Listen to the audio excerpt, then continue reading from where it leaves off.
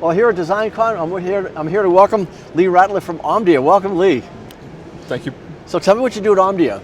So I'm a technology analyst. I cover wireless connectivity primarily for the IoT, but extending to other applications as well.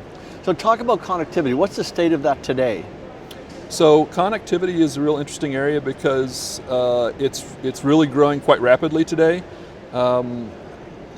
Prices are getting to the point where connectivity can be added to just nearly any application, and kind of in many cases, like in the IoT, we're adding connectivity and we're able to reach isolated devices that in the past haven't really been able to contribute data. So in IoT applications, so in some cases connectivity can be added to a device for as little as $1, depending on the type of connectivity and the application.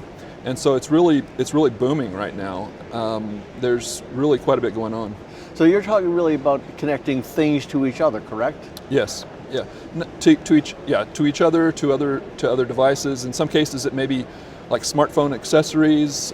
In some cases it may be machine-to-machine communication in an industrial setting or enterprise or retail, just about any kind of application. So how did it get here? Did it evolve, or just one day, bang, everyone said, hey, we should connect a lot of things? Oh, it's definitely evolved over the years.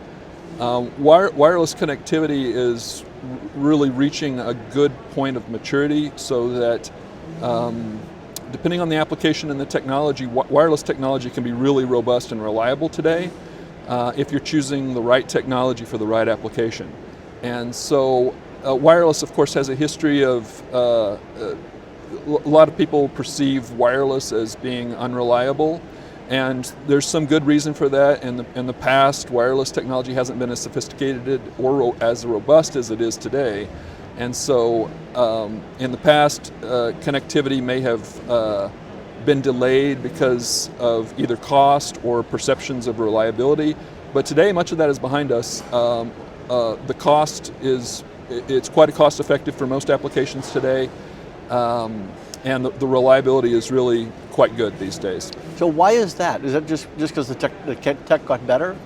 Well, we've over the past 20 or 25 years, engineers and scientists have really got a lot more experience with wireless and pushed it to where we didn't think it could go 20 or 30 years ago. So there's no one wireless technology that fits all applications, but if you can define the application, then you can choose a wireless technology that really works for it. And in some cases that may be super high performance, and so you might want a cellular technology like 5G, or you might want Wi-Fi 6. Both of these are cutting edge technologies focused on performance. But in some cases you might not want performance. Maybe you want robust connectivity, or maybe you want long range, or maybe you want ultra low power, or maybe you want ultra low cost, or some combination of these. And so then another technology may be more appropriate. So like in the IoT and in what we call the massive IoT, where you would be putting connectivity into sensors that are relatively inexpensive, we don't necessarily use the high performance technologies like 5G or Wi-Fi 6. In these cases, we might use a low power wide area networking technology, also known as LPWAN. And these are wireless modules that you can add to a product, and it typically could be as cheap as, say, $2 or maybe into the teens of dollars, still relatively cheap connectivity. And they have very long range, and they're lower performance, but performance is often not needed in the IoT. When you're just pinging a temperature sensor, maybe a dozen times a day or maybe even less, performance is not really an issue, and there you're more concerned about like, for instance, ultra low power consumption, so that you can run a device on a battery for multiple years at a time, which is really not possible with cellular technology or Wi-Fi. So it really just depends. There's kind of an art to matching a technology with an application to get a good match, and the industry's gotten much better at that in recent years. And so if you can do that well, you can make wireless very robust and very, very cost effective. So does Edge have a role here? Nearly everything I do is on the edge. You live on the edge? Yeah, really. Wireless connectivity is really an edge phenomenon. You don't see a lot of wireless connectivity in data centers or enterprise networks, except for like connecting edge devices. Everything I do is pretty much on the edge. All of the IoT applications that I'm involved in and that I follow are the edge. So yeah, it's all edge related. So what's hot in IoT these days? Well, there's a lot of things. IoT is a pretty hot area right now. There's some of the hot topics are related to some of these high performance technologies. For instance, 5G is a very hot topic just across the tech industry right now. And 5G IoT applications are kind of interesting. Some of the applications that are mentioned over and over again for 5G are remote medical procedures. For instance, you might have a patient undergoing a robotic surgical procedure in Seattle, but the best doctor for that procedure is located in New York. And so we're getting very close to the point where that kind of remote surgery is a common everyday thing. And other instances are like industrial automation.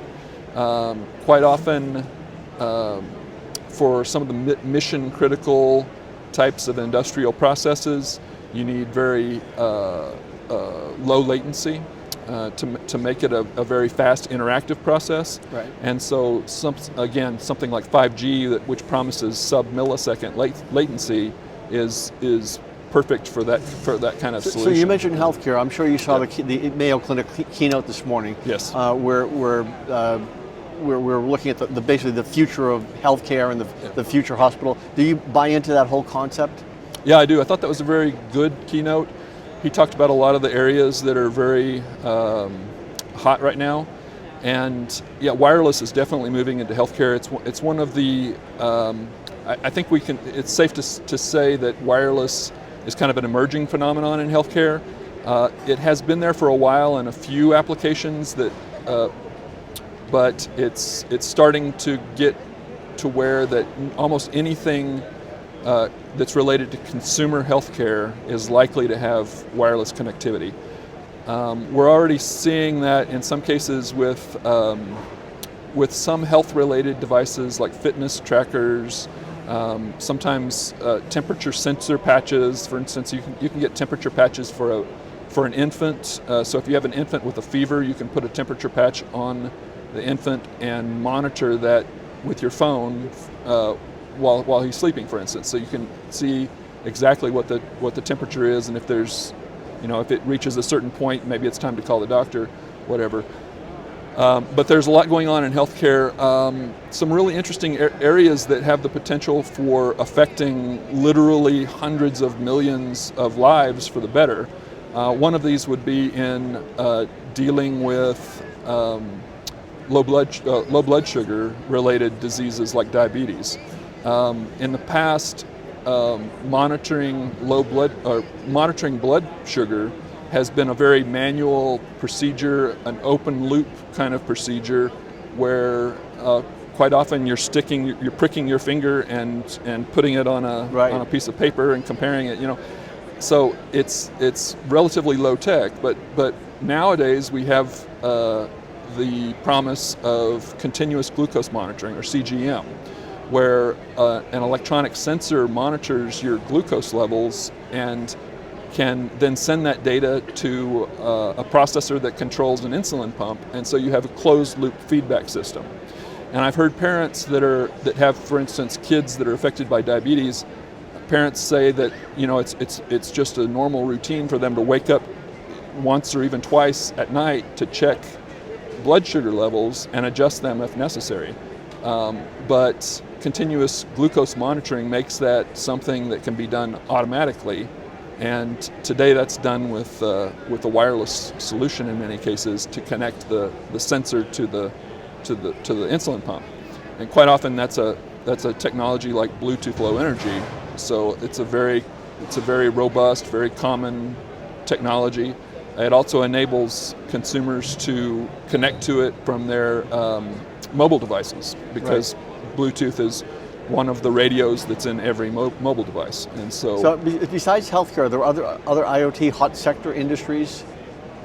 Yeah, in the IoT, one of the biggest areas for IoT right now is in industrial cases.